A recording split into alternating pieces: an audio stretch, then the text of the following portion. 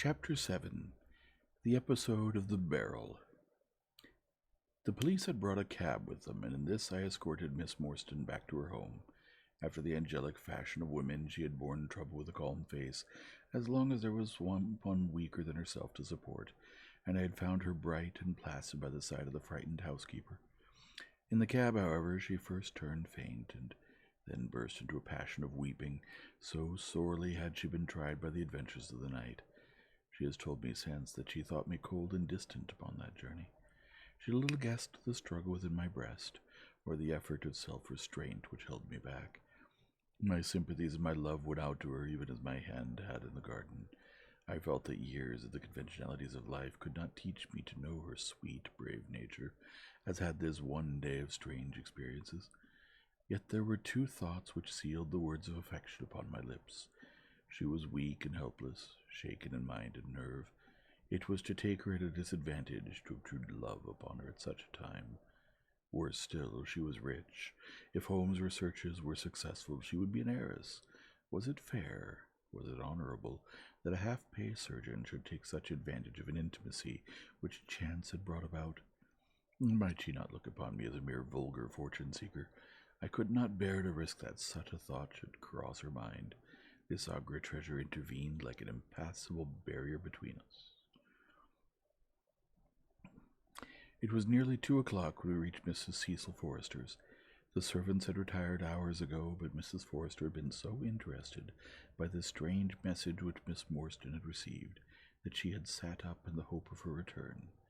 She opened the door herself, a middle-aged, graceful woman, and it gave me joy to see how tenderly her arms stole round the other's waist, and how motherly was the voice in which she greeted her. She was clearly no more paid dependent, but an honored friend. I was introduced, and Mrs. Forrester earnestly begged me to step in and tell her our adventures. I explained, however, the importance of my errand, and promised faithfully to call and report any progress which we might make with the case. As we drove away, I stole a glance back, and I still seemed to see that little group on the step. The two graceful, clinging figures, the half-opened door, the hall light shining through stained glass, the barometer and the bright stair rods.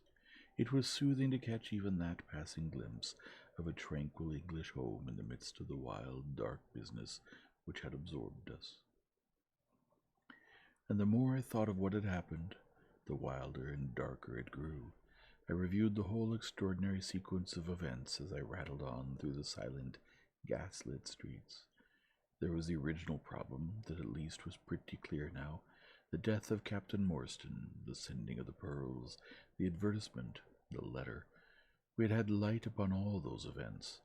It only led us, however, to a deeper and far more tragic mystery. The Indian treasure, a curious plan found among Morstan's baggage, the strange scene at Major Sholto's death, the rediscovery of the treasure immediately followed by the murder of the discoverer, the very singular accompaniments to the crime, the footsteps, the remarkable weapons, the words upon the card, corresponding with those upon Captain Morstan's chart. Here was indeed a labyrinth in which a man less singularly endowed than my fellow lodger might well despair of ever finding the clue. Pinchpin Lane was a row of shabby, two-storied brick houses in the lower quarter of Lambeth.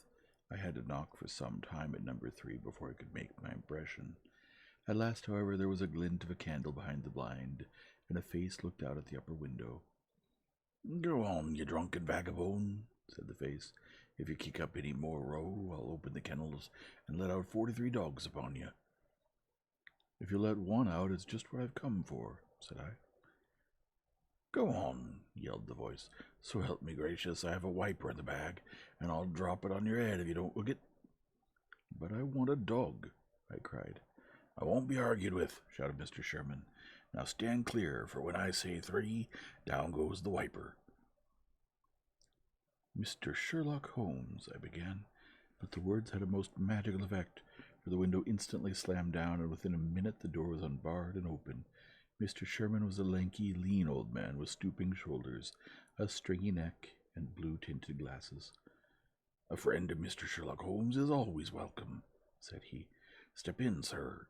Keep clear of the badger, for he bites. Ah, naughty, naughty, would you take a nip at the gentleman? This to the stoat which thrust its wicked head and red eyes between the bars of its cage. Don't mind that, sir. It's only a slow worm.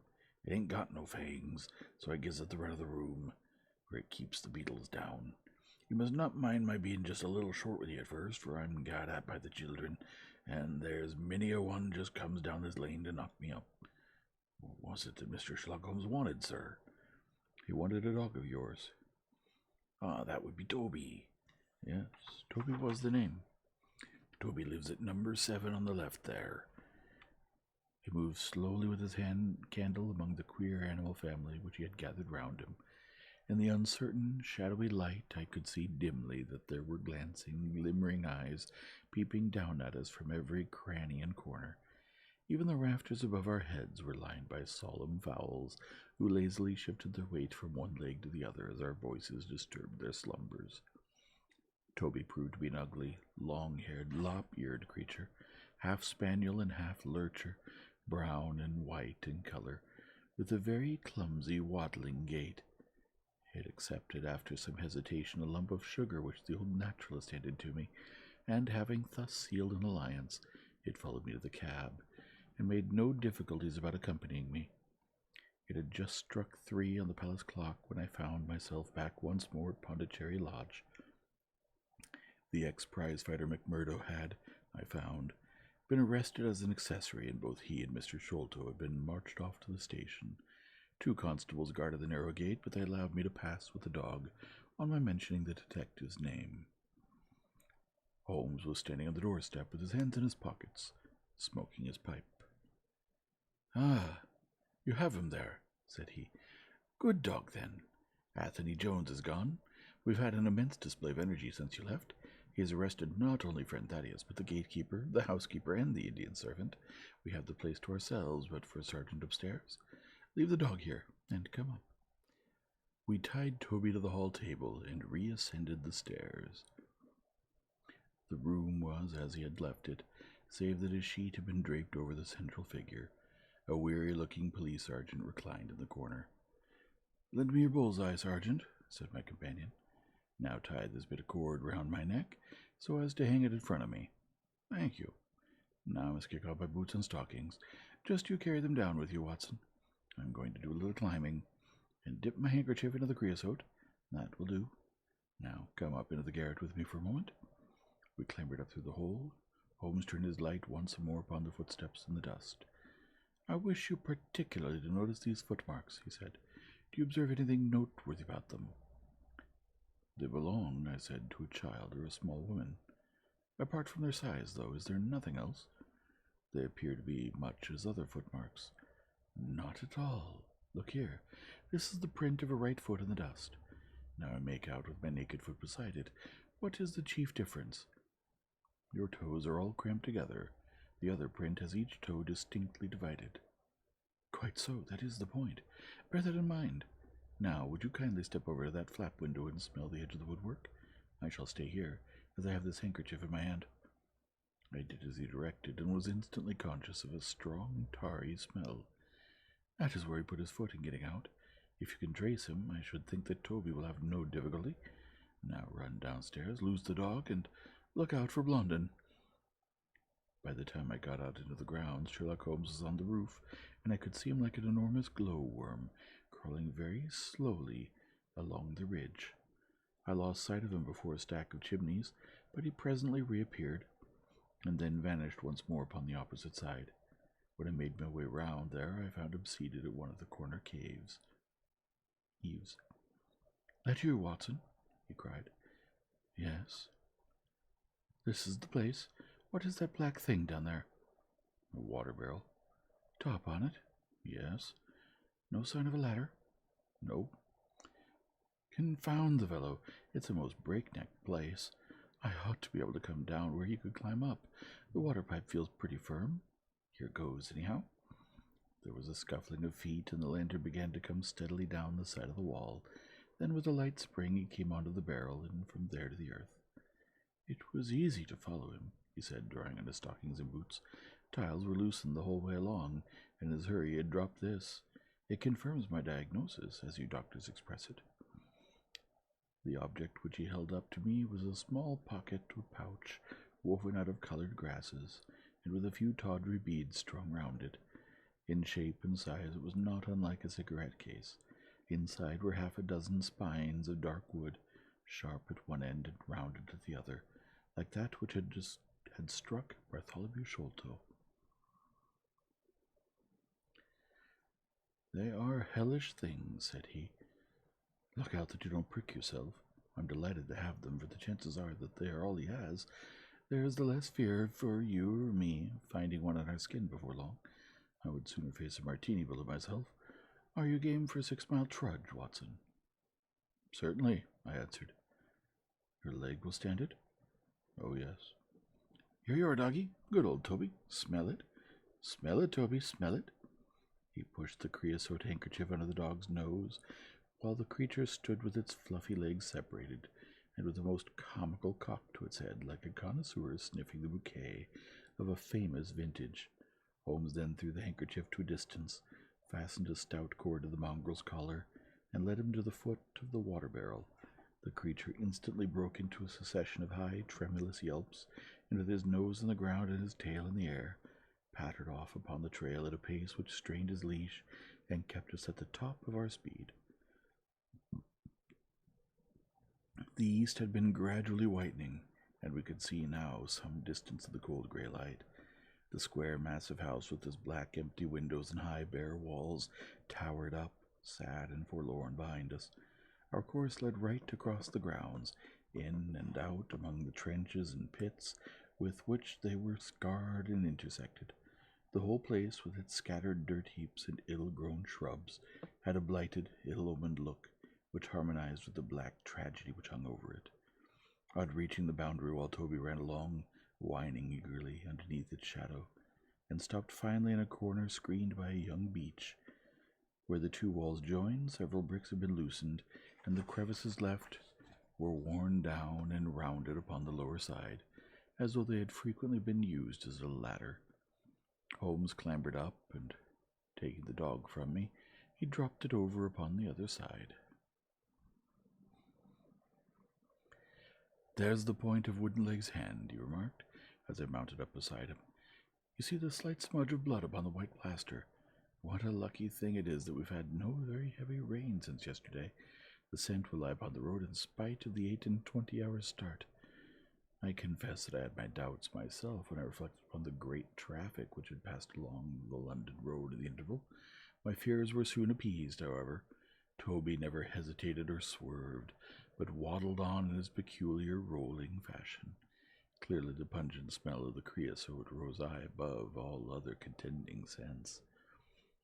"Do not imagine," said Holmes, "that I depend for my success in this case upon the mere chance of one of these fellows having put his foot in the chemical. I have knowledge now which would enable me to trace them in many different ways. This, however, is the readiest, and since fortune has put it into our hands, I should be culpable if I neglected it. It has, however, prevented the case from becoming the pretty little intellectual problem which at one time promised to be. There might have been some credit to be gained out of it, but for this too palpable clue." "There is credit and despair," said I. "I assure you, Holmes, that I marvel at the means by which you obtain your results in this case, even more than I did in the Jefferson Hope murder. The thing seems to me to be deeper and more inexplicable. How, for example, could you describe with such confidence the wooden-legged man?" "Pshaw! My dear boy, it was simplicity itself. I don't wish to be theatrical. It is all patient and above board. 2 officers who are in command of a convict guard learned an important secret as to buried treasure. A map is drawn for them by an Englishman named Jonathan Small. You remember that we saw the name upon the chart in Captain Morstan's possession. He had signed it on behalf of himself and his associates, the sign of the four, as he somewhat dramatically called it. Aided by this chart, the officers, or one of them, gets the treasure and brings it to England, leaving, we will suppose, some condition under which he received it unfulfilled. Now then, why did Jonathan Small not get the treasure himself? The answer is obvious. The chart is dated at a time when Morstan was brought into close association with convicts. Jonathan Small did not get the treasure because he and his associates were themselves convicts and could not get away. "But that is mere speculation," said I. It is more than that. It is the only hypothesis which covers the facts. Let us see how it fits in with the sequel. Major Sholto remains at peace for some years, happy in the possession of his treasure. Then he receives a letter from India, which gives him a great fright. What was that? A letter to say that men whom he had wronged had been set free? Or had escaped? That is much more likely, for he would have known what their term of imprisonment was. It would not have been a surprise to him. What does he do then? He guards himself against a wooden-legged man, a white man, mark you, for he mistakes a white tradesman for him, and actually fires a pistol at him. Now only one white man's name is on the chart. The others are Hindus or Mohammedans. There is no other white man. Therefore we may say with confidence that the wooden-legged man is identical with Jonathan Small. Does the reasoning strike you as being faulty?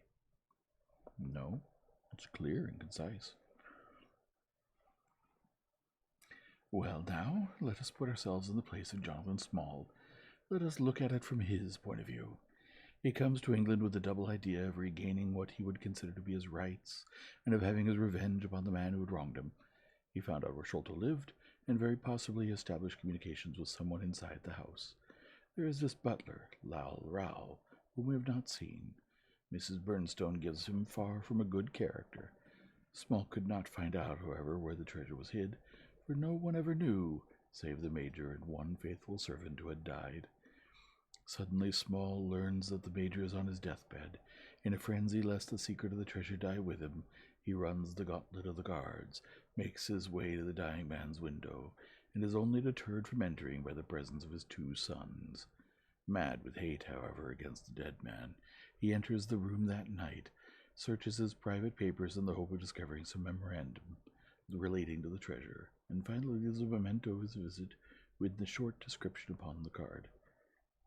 He had doubtless planned beforehand that, should he slay the Major, he would have some such record upon the sign of the body that it was not a common murder, but from the point of view of the 4 associates, something in the nature of an act of justice. Whimsical and bizarre conceits of this kind are common enough in the annals of crime, and usually afford valuable indications as to the criminal. Do you follow all this? Now, what could Jonathan Small do? He could only continue to keep a secret watch upon the efforts made to find the treasure. Possibly he leaves England and only comes back at intervals. Then comes the discovery of the garret, and he is instantly informed of it. We trace the presence of some confederate of the household. Jonathan, with his wooden leg, is utterly unable to reach the lofty rooms of Bartholomew Sholto.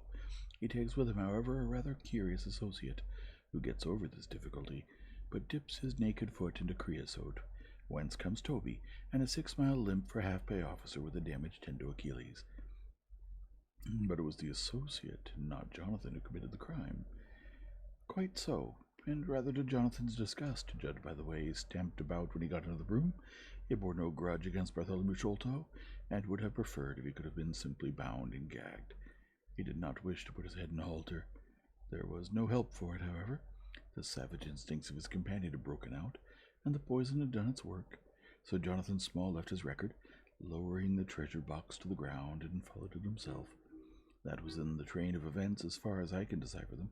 Of course, as to his personal appearance, he must be middle-aged, and must be sunburned after serving his time in such an oven as the Andamans. His height is readily calculated from the length of his stride, and we know that he was bearded. His hairiness was the one point which impressed itself upon Thaddeus Sholto when he saw him at the window. I don't know that there is anything else. The associate? Ah, well, there's no great mystery in that, but you will know all about it soon enough. How sweet the morning air is. See how that one little cloud floats like a pink feather from some gigantic flamingo. Now the red rim of the sun pushes itself over the London cloud bank. It shines at a good many folk, but on none, I dare bet, who are on a stranger errand than you and I. How small we feel with our petty ambitions and strivings in the presence of the great elemental forces of nature. Are you well up in your Jean-Paul? Fairly so. I worked back to him through Carlyle. That was like following the brook to the parent lake. He makes one curious but profound remark. It is that the chief proof of man's real greatness lies in his perception of his own smallness. It argues, you see, a power of comparison and of appreciation, which is in itself a proof of nobility. There is much food for thought in Richter. You have not a pistol, have you? I have my stick. It is just possible we may need something of the sort if we get to their lair. Jonathan, I shall leave to you, but if the other turns nasty, I shall shoot him dead. He took out his revolver as he spoke, and, having loaded 2 of the chambers, he put it back into the right-hand pocket of his jacket. We had during this time been following the guidance of Toby down the half-rural, villa-lined roads which led to the metropolis. Now, however, we were beginning to come among continuous streets, where laborers and dockmen were already astir, and slatternly women were taking down shutters and brushing doorsteps. As the square-top corner public house's business was just beginning, and rough-looking men were emerging, rubbing their sleeves across their beards after their morning wet. Strange dogs sauntered up and stared wonderingly at us as we passed, but our inimitable Toby looked neither to the right nor to the left, but trotted onwards, with his nose to the ground and an occasional eager whine which spoke of a hot scent.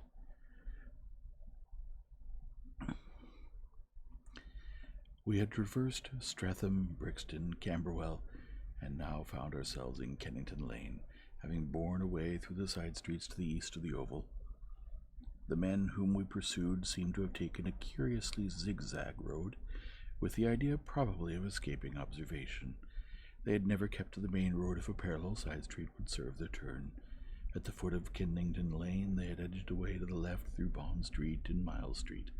Where the latter street turns into Knight's Place, Toby ceased to advance, but began to run backwards and forwards with one ear cocked and the other drooping, the very picture of canine indecision. Then he waddled round in circles, looked up to us from time to time, as if to ask for sympathy in his embarrassment. "What the deuce is the matter with the dog?" growled Holmes. "They surely would not take a cab or go off in a balloon." "Perhaps they stood here for some time," I suggested. "Ah, it's all right. He's off again," said my companion in a tone of relief.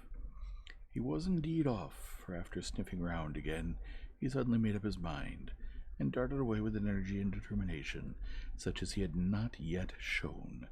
The scent appeared to be much hotter than before, for he had not even to put his nose to the ground, but tugged at his leash and tried to break into a run. I could see by the gleam in Holmes' eyes that he thought we were nearing the end of our journey. Of course, now ran down 9 Elms, until we came to Broderick and Nelson's large timber yard, just past the White Eagle Tavern. Here the dog, frantic with excitement, turned down through the side gate into the enclosure, where the sawyers were already at work. On the dog raced through sawdust and shavings, down an alley, round a passage, between 2 woodpiles, and finally, with a triumphant yelp, sprang upon a large barrel which stood upon the hand trolley on which it had been brought.